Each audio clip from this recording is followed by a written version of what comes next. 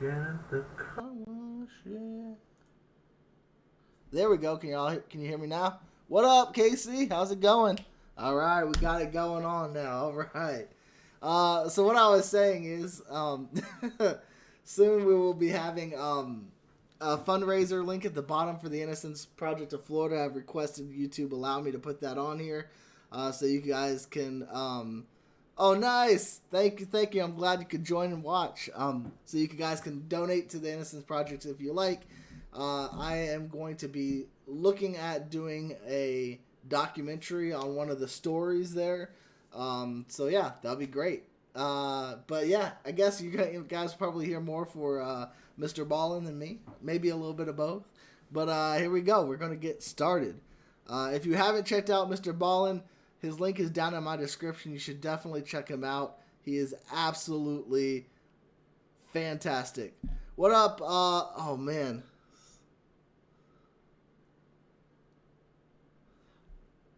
Sam, I know Simon. I think you go by Simon. Is that? I can't remember. I'm sorry.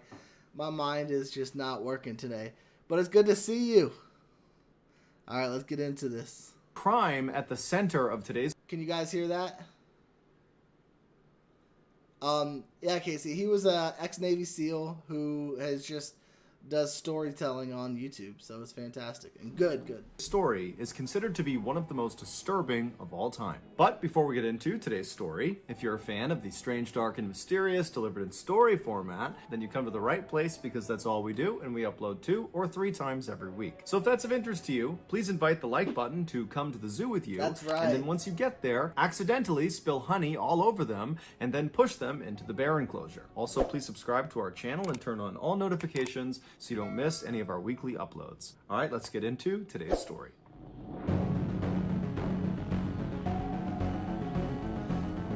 All right, so this one's supposedly like super dark, but yeah, that's the best kind, right?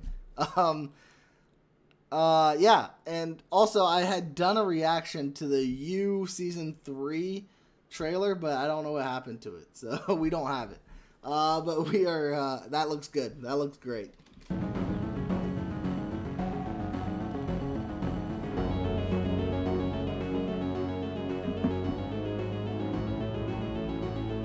Austin Harrouff was born on December 21st, And I'm trying to remember exactly how to say it. I know you sent an Instagram a long time ago telling me how to say it, so we're going to find that.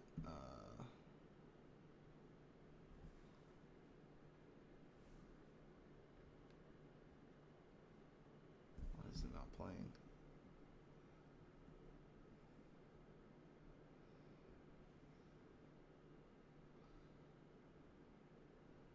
Oh, yeah, no, it should be playing. Huh. But see, I am trying to figure it out. But yeah. 1996, to a dentist and a pharmacist. They lived in a beautiful home in Palm Beach County, Florida, which is not only one of the nicest and wealthiest places to live in Florida, but it is one of the nicest and wealthiest places to live in all of America. And that's why, as of 2021, there are 44 billionaires that call this paradise their home. In 2010, Hey, I don't know why they put my house on this video like that, but I guess you guys know what my house looks like. when Austin was 13 years old, his parents suddenly got divorced, and within the same calendar year, both of his parents had new girlfriends and boyfriends. Now, of course, this was a shock to Austin and to his 1 year younger sister, Haley, but they both relatively quickly adjusted to their new normal. And that was in large part because the kids didn't move out. They stayed in the family home with their mom, and their father, he did move out, but he moved into a home that was very close by. About a year after He looks like a frat boy. I mean, like, picturesque frat boy. Frat boy, Simo. Similar to the... Oh, okay. After the divorce, Austin began high school, and immediately he excelled. He was placed into all advanced classes, and within these advanced classes, Austin was consistently at the top of his class. Austin was also a big athletic guy. He was about 6 feet tall and weighed about 200 pounds, and so naturally, he played football for all 4 years he was in high school, and for 1 year, his sophomore year, he also wrestled. But despite his size and willingness to play these very rough physical sports, Austin was not an aggressive guy. In fact, his football coaches actually used to criticize him for not being aggressive enough. And on game days, they would try to make him mad in hopes that would inspire him to go out there and smash some people. But it really didn't work because Austin was Austin. He was just kind of a laid-back guy who was actually much more interested in helping people than smashing them. In fact, towards the end of high school, Austin became obsessed with trying to identify a career that would allow him to help the most people.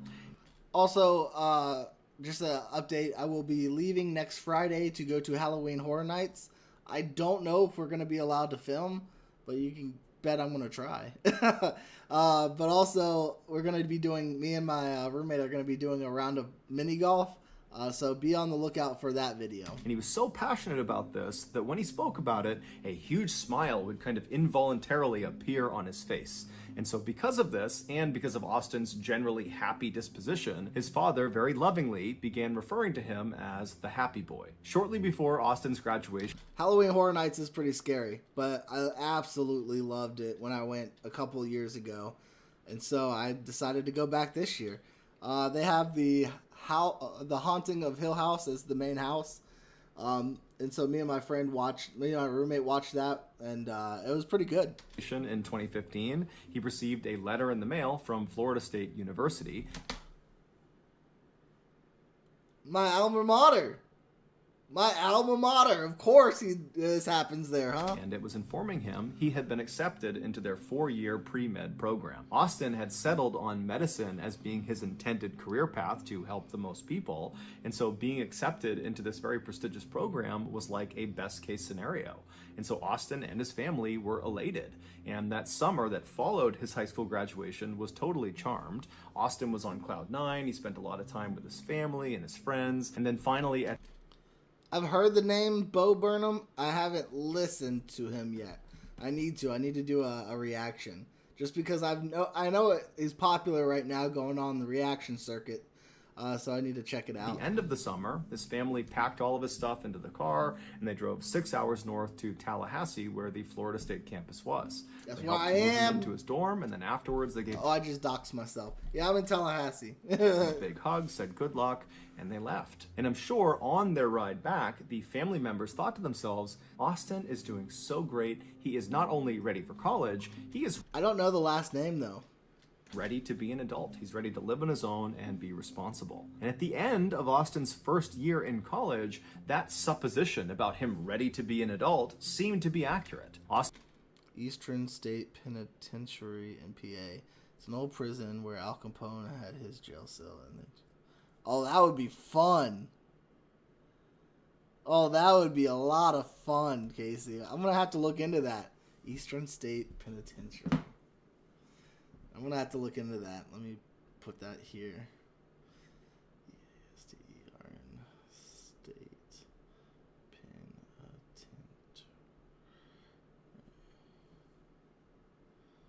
Eastern State Penitentiary. Nice. I'm going to have to...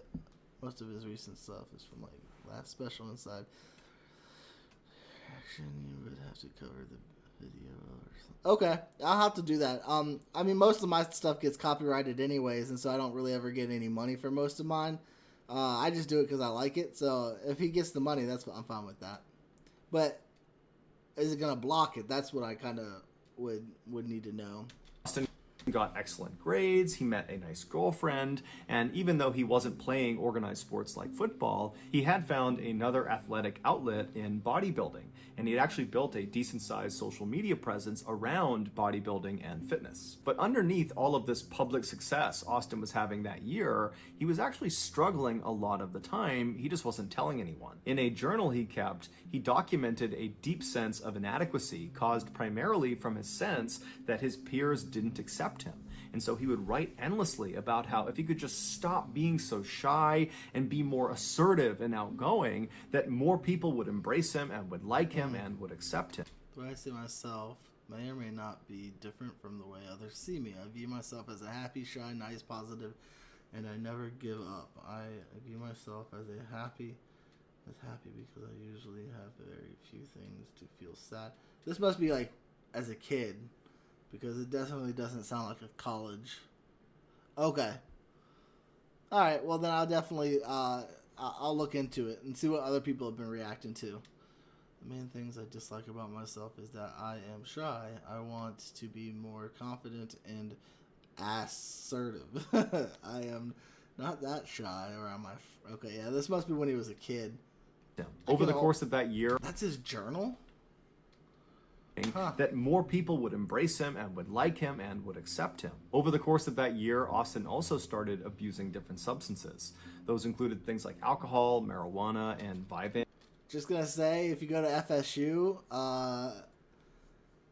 that stuff is going to be rampant, unfortunately. Vyvanse is a drug that is a stimulant, and it's used to treat people with attention deficit disorder. He also experimented with hallucinogenic drugs like acid and mushrooms, and he also tried MDMA, which is kind of like a cross between a stimulant and a hallucinogenic. And those are just the drugs that we are aware he was taking. It's entirely possible he was taking other drugs too. Regardless, Austin began oscillating between the high of whatever drug or combination of drugs he was on to the low of his sober mind, which was totally saturated with anxious and depressive thoughts. Before the end of the school year, Austin was secretly poised for a full-blown mental breakdown, and it seemed like he knew it was coming too. In the last month before the end of school, his internet search history is filled with questions like, "I think I'm crazy, what do I do?" And "How do you know if you're crazy?" And "How to deal with obsessive thoughts." Interesting. I don't know if that necessarily like is a red flag for anything specifically, but I guess I get like it's not necessarily normal for your search history to be. I don't know.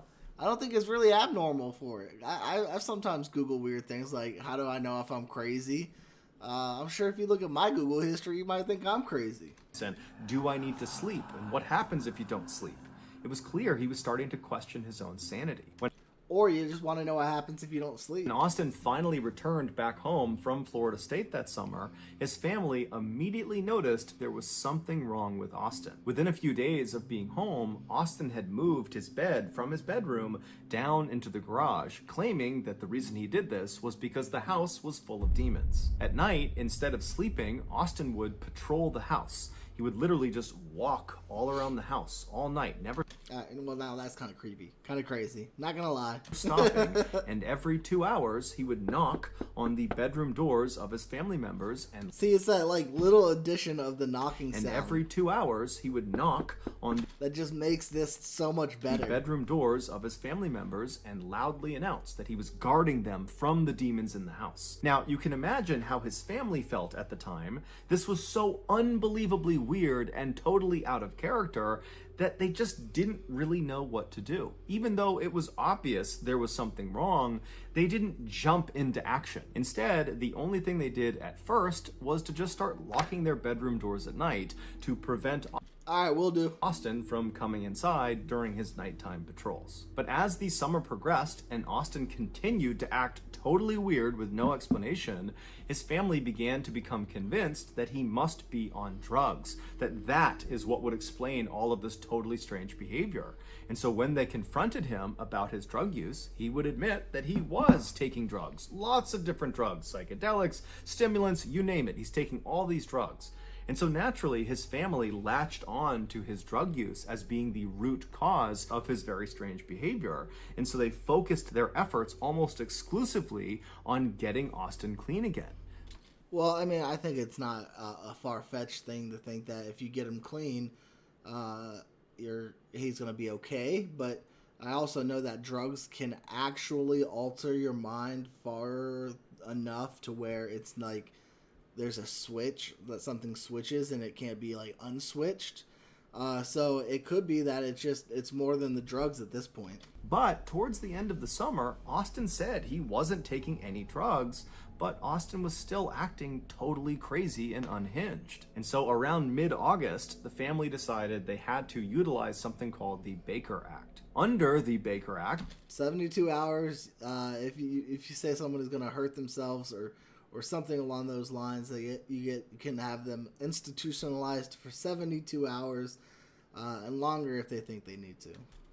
individuals in Florida who are suspected of severe mental illness can be detained for up to 72 hours at the behest of their loved ones. And during these 72 hours, this individual is thoroughly assessed to see what's going on with them. And then at the end of those 72 hours, they are Sounds good. I'll have to definitely check it out. given a treatment plan that their family is supposed to help them enact. Well, that's tough having panic attacks on stage. But before the family could utilize the Baker Act, something horrific happened. On the morning of August 15th, one of Austin's very close friends, who he had known since second grade, said Austin just showed up at his house without calling ahead of time or letting him know, which was very uncharacteristic. And when this friend opened the door to see what Austin wanted, Austin just asked him, "What year was I born?" And so the friend says, 1996? And as soon as Austin heard this, he didn't give a reaction to it. He just turned around and he left.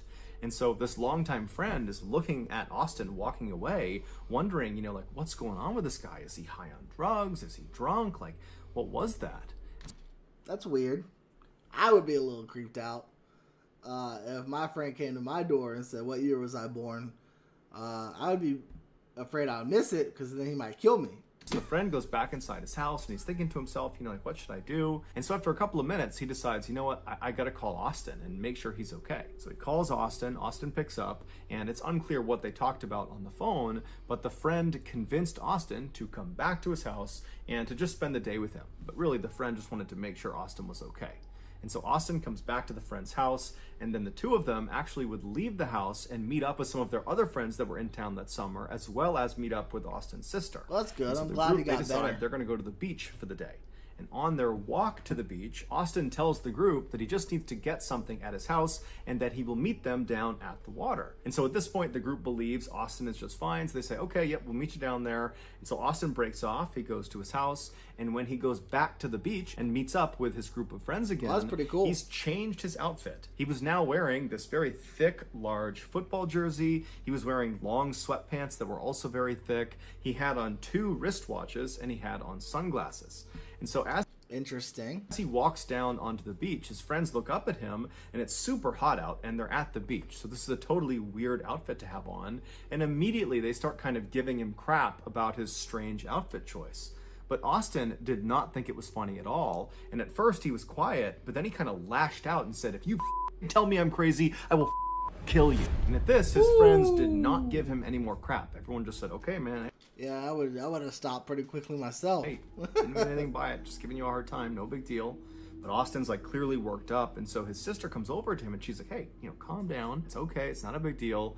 And during this conversation, Austin suddenly goes back to being normal again. And he turns to his sister and he says, "I'm actually half horse and I'm immortal." And his sister's like, "What? You really need to get professional help. You need to see Yeah. a therapist or a psychologist or something. Something is wrong with you, and it's been wrong all summer. You need to get help." Now, apparently, Austin actually responded to this very positively. And he said, "I agree. There is something going on, and I do need to get help. You're right." And so after that, Austin and the rest of the group, they stayed at the beach for several hours. And then in the evening time, Austin, his sister, and Austin's very close friend, who was the guy that saw Austin in the morning when he asked, what year was I born, they all said they had to leave. And so the trio, they leave the beach and they head to Duffy's, which was a restaurant in town. And they were going there to meet up with Oh, yeah, that's right. He's not in Tallahassee right now. Okay, I was like, I don't know if we have a Duffy's. Austin's father and his father's girlfriend. And so as they're getting to this restaurant, they're walking along the sidewalk, they're nearing this restaurant, when suddenly Austin turns to his sister and says, "Hey, I need to test out my immortality." And he just turns away from her, away from the sidewalk, towards traffic, and just starts walking into traffic like he's going to let a Holy car hit cow. him to test his immortality. And so his sister immediately was able to grab him and pulled him back onto the sidewalk, and then basically stood on the left side of him, preventing him That's crazy. from running out into traffic, and kind of pushed him along up the sidewalk right up to the front door of this restaurant. And when they got there, Austin had stopped trying to walk out into traffic. He was acting normal again. It's good. Don't walk out in traffic, kids. And it was there that the trio met up with Austin's father and his father's girlfriend, and the five of them went into Duffy's restaurant. It was about 7:45 p.m. when they got inside, and they were very quickly sat in the very back of the restaurant in this booth. And so there was a CCTV camera that watched them while they were inside this building. And so they're sitting at this booth, and about 3 minutes after having sat down, Austin gets up and walks away from the booth and walks as if he's going towards the bathroom, but then stops, doesn't go to the bathroom, turns around and walks back towards the front of the building, and then walks out the front doors, just leaves the restaurant altogether. Now, it's unclear if the rest of his family saw him do this. It doesn't seem like they did. But just a minute later, Austin comes back inside the restaurant and just walks right back to his table and sits down like nothing had ever happened. Less than 10 minutes later, Austin would get up again from his table, except this time, instead of feigning going to the bathroom, he just walks straight from his table right out the front. That's so weird. What is he doing? I would be weirded out right then. Like, what the heck is this guy doing? Front doors of the restaurant and disappears. A couple minutes later, Austin's mother, who was not at dinner with them, she was at her home, which happened to be nearby this restaurant. She was home when she heard the sound of someone coming into her house. And so she went around to see who it was, and she found her son, Austin, in her kitchen, drinking vegetable oil, and there was Parmesan cheese all over the counter that apparently he had been eating as well. And so she runs up to him and she grabs the vegetable oil and she puts it down and she tells him to stop, at which point Austin does stop. And then I guess Austin just went up to his room and he changed out of his clothes because perhaps he got oil all over his shirt. And then his mom just drove him back to the restaurant. And so she watched him get out of the car. You come home, your son has Parmesan cheese and is drinking vegetable oil. And you're going to just, glaze past it and go back to the restaurant? I mean, come on. We got to think about this a little bit, Mom. Let's take him to the hospital. And she watched him go through the front door, and then she drove off. And so about 30 minutes after he left that second time, Austin walks through the front doors of the restaurant. He's got a different shirt on, different hat on, and he just walks to the back of the restaurant where his sister, his friend, and his father's girlfriend are, and he sits down like nothing had ever happened. At first, it looks like everyone at the table is just silent. But then Austin's father very clearly says something to Austin, and it seems kind of hostile. And it would turn out Austin's father, who loved his son, was just totally at a loss for what to do with him. And he said to Austin when he sat back down, "What is wrong with you?" And at this, Austin just stands up and presses his father's face back up against his seat, kind of pinning him there. And then at some point, he just lets go, he leaves the booth, and he walks right out of the restaurant for a third time. Austin's friend, who was eating with them, he got up and kind of chased after Austin, but he was about 30 seconds behind him, and so by the time he got outside, he didn't know where Austin went, and so he quickly came back in the restaurant. He told the rest of the group he didn't know where Austin was, and so at this point, Austin's father's girlfriend would actually call the police and report Austin missing. They knew he was totally unhinged. I mean, 2 seconds after he leaves, you're going to report him missing? They're not going to look for him. And they didn't know where he was going to go, if he was a threat to himself or someone else. And so they figured they should just tell the police and have the police go find him. About 4 miles away from this restaurant, 53-year-old Michelle Mishcon was sitting in her garage watching TV. Normally, she would be joined by her husband, 59-year-old John Stevens. Uh-oh. This isn't gonna work right. But he was out walking their dog. So for the time being, Michelle was alone. The couple had been married for roughly 20 years. They had 3 kids together from previous marriages, and they were just totally in love with each other. That garage was like their happy place. That was basically like their living room. They loved having the door wide open so they could wave to neighbors and flag people down to have a drink with them or just chat with them. They were just known to be a very happy, loving couple that were fun to be around. And according to their kids, they had both recently retired. John retired from his landscaping company that he owned, and Michelle retired from her financial advisory job. And the two of them were apparently both really excited about retirement. They look identical. life. They were excited to spend more time together and go out with their friends and go out fishing on their boat with their dog, and then also spend as much time as they could just lounging back in their garage. John and Michelle's neighbor across the street was a middle-aged man named Jeff Fisher. Jeff was fairly close with the couple. He would usually watch their dogs anytime they went away, and he would often go in their garage and have a drink and just kind of hang out with them. And so this particular night, he was over in his house and he was going to bed early. So he laid down in his bed, he's getting ready to go to sleep, when he hears some strange sounds coming from outside his window across the street, over near John and Michelle's property. And so Jeff sits up in his bed and kind of strains his ears to see what it was that he heard. And as he's trying to listen for some faint sound, he suddenly hears a blood-curdling scream, a woman's scream, coming from across the street. And so Jeff instantly leapt into action. He jumped out of his bed, he ran downstairs, and he ran out his front door, and he looked across the street, and he saw this unknown man, some young man that was slamming the car door of Michelle's car that was parked in her driveway, and he begins walking up the driveway, and at the top of the driveway, Jeff sees Michelle is standing in the garage, and she looks totally terrified, and she's facing this unknown young man. And of course, this unknown young man was Austin Harrouff. Now, Jeff had no idea what was actually going on. All he knew was he heard this scream, which was probably Michelle, and he's looking out there and he's seeing a situation that just doesn't look good. And so instinctively, he decided he would just run across the street and make sure Michelle was okay. And if he had to, he would confront this unknown man, Austin. So Jeff Never leave without a way to confront the young man. Begins running across his property, trying to get across the street to Michelle. But before he could even get across the street, he's looking up and he can see this guy, Austin, has grabbed Michelle and thrown her on the ground. Holy and now crap. He's on top of her and he's beating her. And so Jeff runs onto the driveway, and as he's going right up the driveway between the two cars that were parked there, Austin leaps off of Michelle. He turns around and he looks at Jeff and he says, "You don't want a part of this." And now Jeff, he's a pretty big guy, and so he's looking at Austin and he knows that if he doesn't do anything, this guy is just going to continue pummeling poor Michelle, and he had no idea where John was. And so he ran up and kind of lunged at Austin, and as he did that, Austin swung and he hit Jeff right across the side of the head. But Jeff took the hit, he didn't fall down, he grabbed Austin by the collar and threw him as hard as he could to the ground. And Austin, It's a hero right there, for sure. he hit the pavement hard, face first.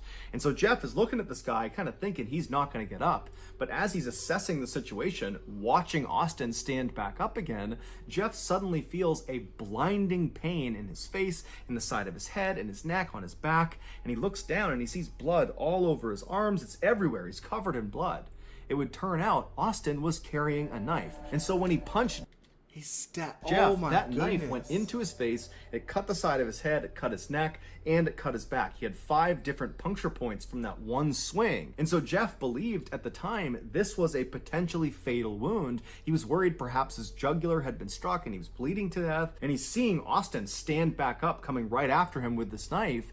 And so Jeff decides their only chance is for him to run and call the police. And so he runs into Michelle's property. He's thinking that he's kind of drawing this guy towards him away from Michelle. He runs into their property, kind of slams into all their doors. He goes out a back door and then he loops around the property and then he makes a run for it straight across the street to his house. Never once did he turn around to see if this guy was after him. He figured he was right behind. He gets to his house, he runs inside, he locks the door, and then he calls 911. Police and medical.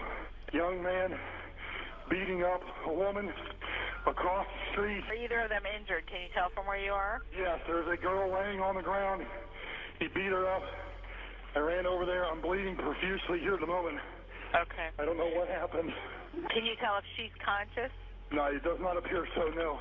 I've been stabbed in the back. I'm bleeding pretty bad. After the call is placed and Jeff is certain that help is That's crazy. I don't know what would be going through my mind at this exact moment, but that is crazy. on the way, he's barely conscious, but all he can remember thinking was, I hope this maniac, Austin,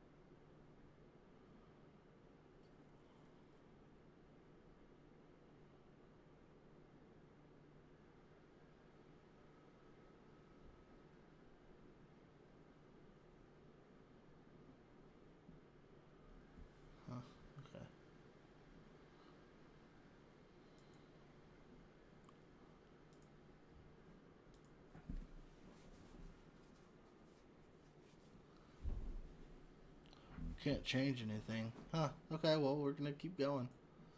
Hopefully, people can still see.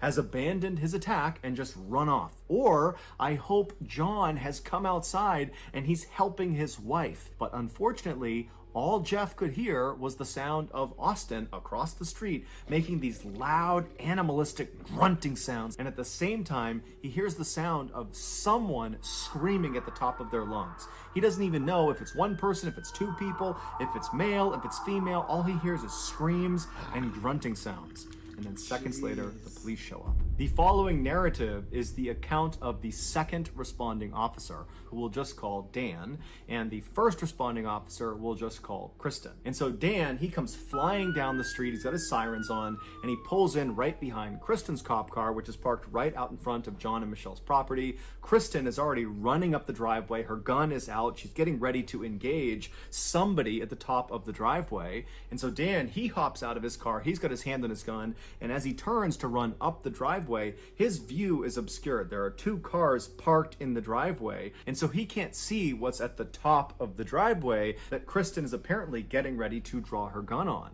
But as he begins running up the driveway, he sees there is this massive 6-foot wide stream of blood just coming down the driveway. And so he goes around the left side of the left car, he goes up and he sees Kristen right at the top of the driveway. She's got her gun aimed at the ground right in front of the car, so he can't see what's in front of the car yet. He comes bombing around the left side right behind Kristen, and he looks down at what she's aiming her gun at, and he sees there's this man lying on the ground, his eyes are open, he's just laying there kind of stiff, and he's looking up at Kristen, and he's looking up at Dan, and he's just quietly saying, "Please help me." The man on the ground was John Stevens, and on top of John Stevens was Austin. He was kind of laying sideways on John's chest. He had his left arm Holy cow. wrapped around John's neck to kind of hold him in place, and then he had his right arm and he was doing something to John's face.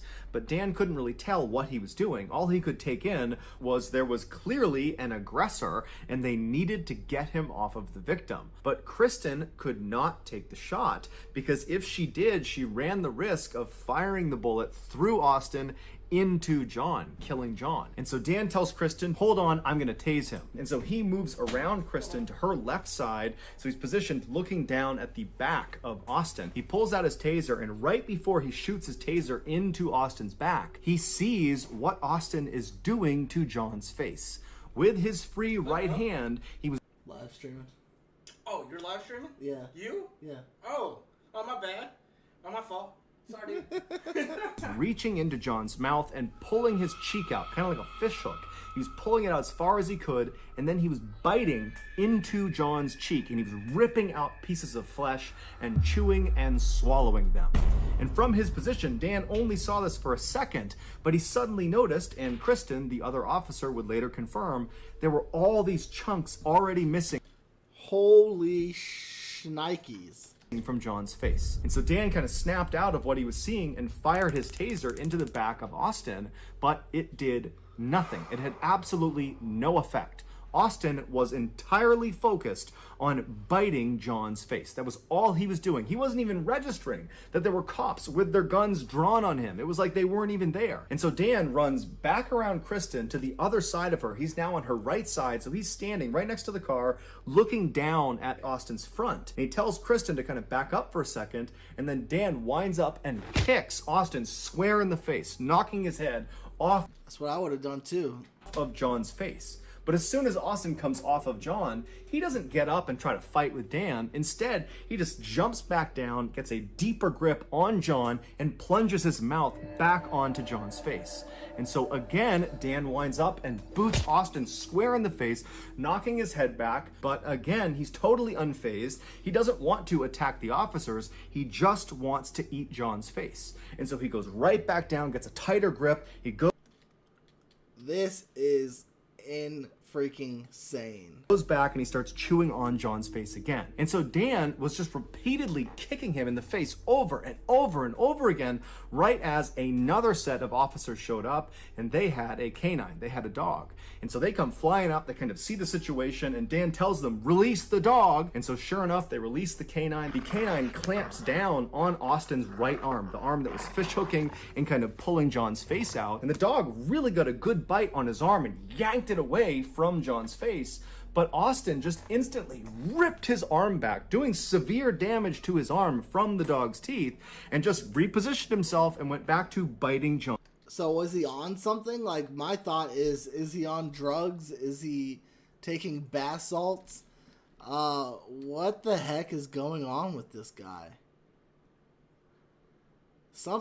He messed something up in his brain for sure with drugs. The dog, just as it was trained, did another bite. It grabbed back onto Austin's arm and it pulled it off of John's body. And so his arm is back like this again. And Austin, again, unfazed. Are you on, Brian? Are you doing stuff right now? No. Okay, because my stream is going slow. Just yanked his We got it back. arm out of the dog's teeth, again, shredding the muscles Huh? It was down earlier. Oh, was it? Yeah. Okay. of his arm and gets back in position and continues to eat John's face. And then finally, the dog gets another bite into Austin's arm. And this time, when the dog managed to yank Austin's arm away from John, Dan timed it so he booted Austin square in the face right as his arm was being pulled back. And he hit him hard enough that Austin actually flew off of John and landed on his back. And as soon as he was on the ground, Dan actually leapt over John and landed on Austin's face, smashing his head into the cement, which kind of stunned him for a second. And as soon as he was stunned, Dan whipped out his handcuffs, threw it over one of Austin's wrists, and began pulling him by the handcuff up the driveway away from John. But as soon as he had some separation and Dan went to put the other handcuff on Austin, Austin began fighting back, and he looked up at Dan and he screamed, "Kill me! I'm eating humans! Kill me!" Dan didn't even as you wish. know what to do, and so he's trying to put the other handcuff on him the whole time. Austin is screaming, "Kill me! Kill me!" And so other officers had to run in, and then finally, after 3 other officers came over, they were able to hold Austin down long enough to get both handcuffs on him. After Austin was finally restrained, the officers checked on the victims. They checked on Michelle, who was in the garage, and unfortunately, she was deceased.